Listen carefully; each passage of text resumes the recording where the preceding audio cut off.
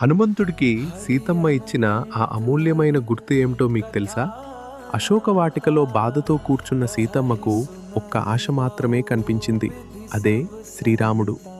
రావణుడి చెరలో ఎన్నో కష్టాలు పడుతున్న ఆమెకు ఒక్కసారిగా చెట్టు మీద నుంచి జై శ్రీరామ్ అనే మధురమైన స్వరం వినిపించింది. అది ఎవరో కాదు, శ్రీరాముడి భక్తుడు హనుమంతుడు. మొదట సీతమ్మ ఆశ్చర్యపడింది.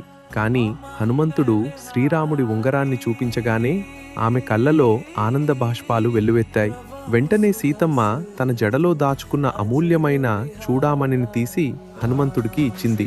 ఇదిని నా ప్రభువైన శ్రీరాముడికి చూపించు, నేను ఇంకా ఆయన కోసం ఎదురుచూస్తున్నానని చెప్పు అని భావోద్వేగంతో చెప్పింది. ఆ చూడామణి కేవలం ఒక ఆభరణం కాదు, అది సీతమ్మ ప్రేమకు, విశ్వాసానికి, భర్తపై ఉన్న అపారమైన భక్తికి ప్రతీకగా నిలిచింది. హనుమంతుడు ఆ పవిత్ర గుర్తును తీసుకుని శ్రీరాముడి వద్దకు బయలుదేరాడు.